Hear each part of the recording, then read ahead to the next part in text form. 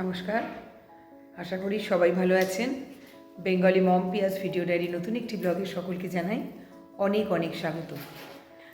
আজ মকর সংক্রান্তি, এখানে শুরু হচ্ছে বিহু, মাঘ বিহু আসামে। আমাদের স্কুলে ছুটি আছে মাঘ বিহু উপলক্ষে টোটাল 4 দিন। মানে গতকাল 13 তারিখ 13 জানুয়ারি থেকে আমার ছুটি শুরু হয়েছে, 16 তারিখ অবধি থাকবে, আর 17 তারিখ আমাদের স্কুল খুলবে। 17 তারিখ স্কুল খোলার পর মহারাজের ওই দিন স্কুলে পিটিএম আছে, আমরা দেখব থার্ড টার্মে ওর কি রেজাল্ট হয়েছে। আচ্ছা, তার আগে বলি, মাঘ বিহুতে পৌষ সংক্রান্তিতে যেমন আমাদের পিঠে পার্বণ চলে আমাদের বাঙালিদের কলকাতায় কেন সারা ওয়েস্ট বেঙ্গল জুড়ে বিভিন্ন ভারতবর্ষের বিভিন্ন রাজ্যে এই সময় কোথাও বা পোঙ্গল, কোথাও বা সংক্রান্তি, বিভিন্ন নামে এই সময় উৎসব হতেই থাকে। তেমনি এখানেও বিহু হচ্ছে, আর তার সাথে চলছে পিঠে পার্বণ। আমাদের বাঙালিদের একটা নিয়ম আছে পিঠে হাত। তো পিঠে হাত আমার শ্বশুরবাড়িতে নেই, আমার মা মানে বাপের বাড়িতে আছে। আর আমার মা পিঠে করে করে এত সুন্দর পিঠে করে সবসময় আমাদের খাইয়েছে, আমি নিজে কোনোদিনও চেষ্টা করিনি। ইনফ্যাক্ট গত বছর মা পিঠে বানিয়ে আমাদেরকে খাইয়েছিল, বিকজ মা এই জাস্ট পিঠে পার্বণের ঠিক আগে আগে আমাদের বাড়ি চলে এসেছিল। এবার খুব মন কেমন করছে পিঠের জন্য। তো পিঠে না বানাতে পারলেও আসামিজ যে বিভিন্ন রকম গিলাপেটা, তিল পিঠা ইত্যাদি রয়েছে, সেগুলো আমরা খাওয়ার সুযোগ পাচ্ছি। কেউ না কেউ এসে আমাদেরকে টুকটাক দিয়েই যাচ্ছে। আচ্ছা, আরও একটা জিনিস বলি, আমি যেটা ভালো করে মোটামুটি বানাতে পারি সেটা হচ্ছে চালের পায়েস বানিয়েছি। আর চালের পায়েসটা আমি আমার যারা নিয়ার বাই একদম রয়েছেন প্রতিবেশী তাদেরকে দিয়েছি। এটা হচ্ছে আজকে অর্ঘ্যরও ছুটি, 14 জানুয়ারি মাঘ বিহু উপলক্ষে। ওর অফিস থেকে যেহেতু লোকাল হলিডেজ পেয়েছে, তো আমরা যেটা করণীয়, বাড়িতে বসে না থেকে বেরিয়ে পড়ছি, যাচ্ছি একটা সুন্দর জায়গায়, জায়গাটার নাম চাঁদডুবি। চলুন আপনারাও আমার সাথে জায়গাটা আমরা দেখে আসব।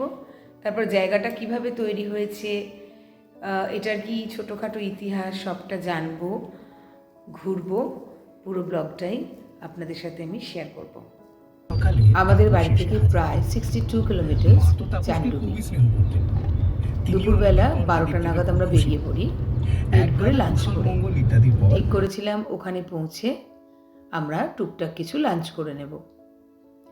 ন্যাশনাল হাইওয়ে ধরে আমরা জালুকবাড়ির দিকে এগিয়ে যাচ্ছি। জালুকবাড়ি থেকে একটি রাস্তা গিয়েছে কামাখ্যা মন্দিরের দিকে, আর একটা গেছে আবার এয়ারপোর্টের দিকে। এয়ারপোর্টের দিকের ওই রাস্তাটা ধরে আমরা সোজা এগিয়ে যাব আজারার দিকে।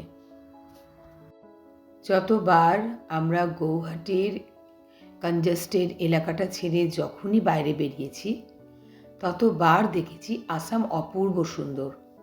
চারিদিক পাহাড়ে ঘেরা, তার মধ্যে আবার জঙ্গল, তার মধ্যে দিয়ে রাস্তা, ভারী সুন্দর।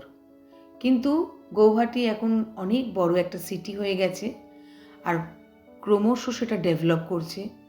যা হয় আর কি, সিটি সবসময় কনজেস্টেড থাকে।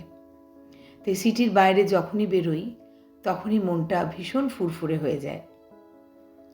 অফিসের ব্যস্ততার মাঝে যখন এরকম একটা ছোট্টখাট্ট ছুটি উইকের মাঝখানে পাওয়া যায়, সেটা কিন্তু ভারী আনন্দের।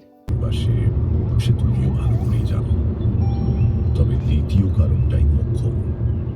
আজকের যুগে এই ভাষায় অরিজিনাল দুটো লাইন লেখার ক্ষমতা খুব। ও হ্যাঁ, একটা কথা না বললেই নয়, গপ্পমীরের ঠেকের কিছু না কিছু গল্প আমাদের গাড়িতে লং ড্রাইভের সময় সবসময় চলতেই থাকে। তারই একটা গল্প আমরা চালিয়ে এই সুন্দর জার্নিটা উপভোগ করতে করতে এগিয়ে চললাম চাঁদডুবির দিকে। চাঁদডুবি যাওয়ার পথে আমরা অনেক কিছু পেলাম। চা বাগানের মাঝখান দিয়ে কোথাও বা রাস্তা, কোথাও বা ঘন সবুজ জঙ্গলের মধ্যে দিয়ে, কখনো বা দুপাশে ধান জমি, কখনো বা সামনে পাহাড়। অদ্ভুত সুন্দর প্রকৃতি আমাদের সামনে বারবার ধরা দিয়েছে। কামরূপ ডিস্ট্রিক্টের মধ্যেই পড়ে চাঁদডুবি। খুব ডিটেলে বলতে গেলে রাভা আসং অটোনমাস কাউন্সিলের আন্ডারে এই চাঁদডুবি এলাকাটি। আসাম আর মেঘালয়ের বর্ডার লাইন গারো হিলসের ফুট হিলে তৈরি হয়েছে এই চানডুবি। ন্যাশনাল হাইওয়ে 37 গৌহাটির সঙ্গে চানডুবিকে কানেক্ট করে। চানডুবির পিছনে একটা খুব সুন্দর ইতিহাস আছে। 1897-এ আসামে খুব বড় একটা ভূমিকম্প হয়, আর সেই ভূমিকম্পের সময় একটা হিলি ফরেস্ট সম্পূর্ণ জলের তলায় চলে যায়, আর তৈরি হয় এই সুন্দর লেকটা, যেটার নাম চানডুবি।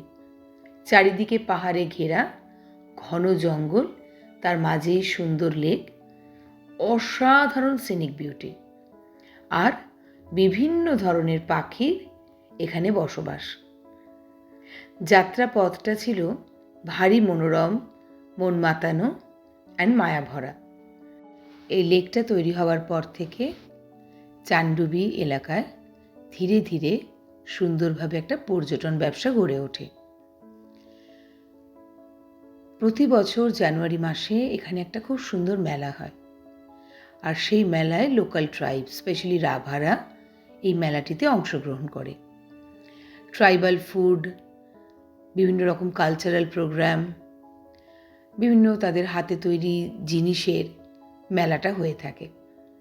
জানুয়ারি মাসের প্রথম সপ্তাহতেই হয়। যদিও আমরা যেহেতু 14 জানুয়ারি মানে একদম মাঝামাঝি সময় এসছি, আর তার উপর যেহেতু আজকে মকর সংক্রান্তি, তো আমরা আশা করছি ভিড়টা কম হবে।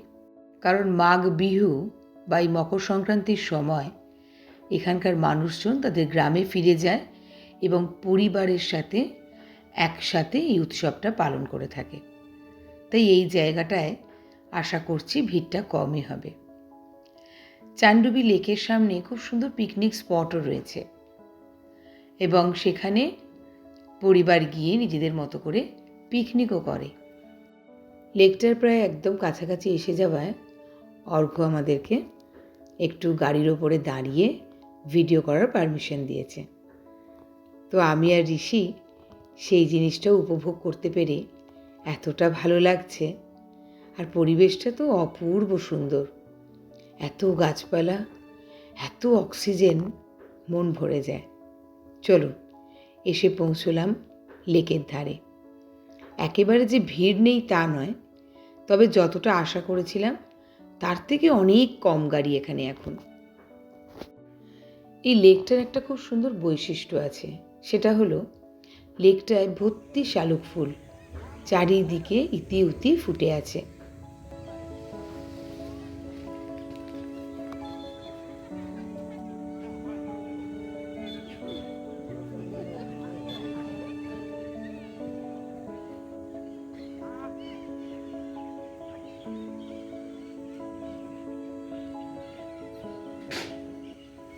আর সেখানে করতে দেয় বোটিং।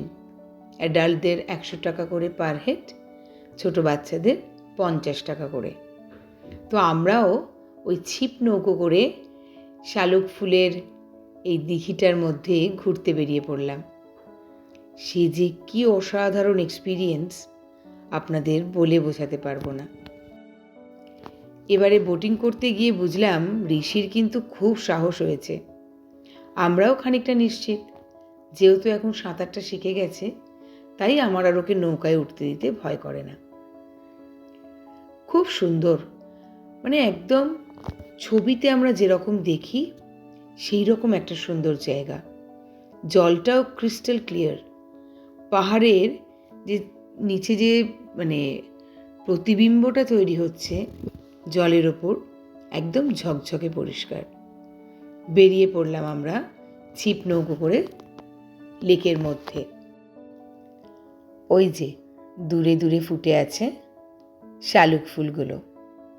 শালুক বা পদ্ম এর আগে আমি দেখেছি পুকুরে বা দিঘিতে ফুটে থাকতে, কিন্তু তার মধ্যে দিয়ে এরকম নৌকো করে যাব, এই এক্সপিরিয়েন্স এর আগে আমার কখনো হয়নি। ছোট থেকে অনেক গল্পের বই পড়তাম, আর সেখান থেকে এটা ফিল করতাম গ্রাম বাংলা আমাদের কতটাই না সুন্দর ছিল। যদিও সেটা সম্পূর্ণরূপে দেখার সৌভাগ্য আমার হয়নি, তবে যবে থেকে নাগাল্যান্ড বা আসামের বিভিন্ন পকেটগুলো ঘুরছি, অনেক ছোটবেলার স্বপ্ন নিজের অজান্তেই পূরণ হতে শুরু হয়ে গেছে। মামা আমার মন রাখার জন্য একটা শালুক না, প্লিজ। তোমার মন রাখার থেকে আমার অনেক ইম্পর্টেন্ট শালুকগুলো নিজের মতো আনন্দ করে পাশাপাশি ফুটে আছে, লেট দেম এনজয়। এটা কি তাহলে অন্যরা কেন নিচ্ছে? এত শৌখিন মামা মামা ভালো নয়। It is not the matter of শৌখিনতা, it's a matter of concern. অন্যরা কেন না? এরকম হয়ে জন্য এত আনসোশাল কেন তুমি? কি নাম ভাইটি? মোহন। এতে রাভা ম্যাক্সিমাম রাভা আছে না? গুটেখানি রাভা। মামা একটা শালুক তোলো। ওর এক কথা, ওকে চুপ করা না। বাবাকে দিয়ে তোলো।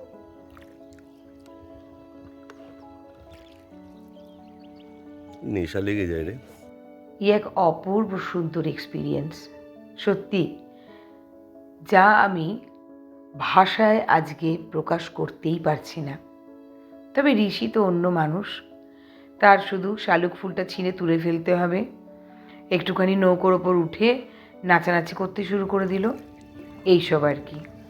যাই হোক, ও ছোট, এইসব ব্যাপারে এত ইমোশনাল হওয়া বা রোম্যান্টিসিজম এগুলো বোঝার মতো ওর এখনও বয়স হয়নি।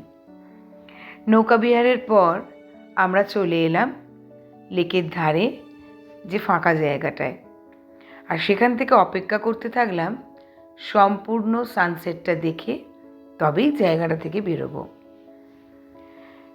সূর্য যখন একেবারে পাটে বসেছে তখন এই জায়গার রূপটা আরও অন্যরকম, আর চারিদিকে প্রচুর পাখির কিচিরমিচির শব্দ, সে এক দারুণ এক্সপিরিয়েন্স।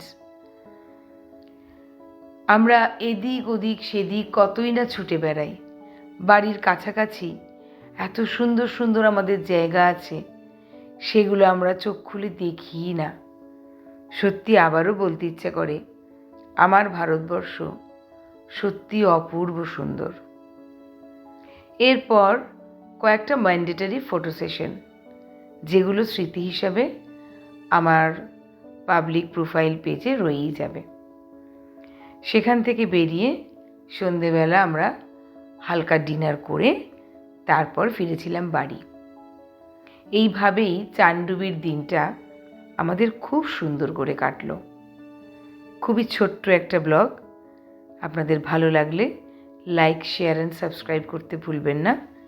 সবাই ভালো থাকবেন, টাটা।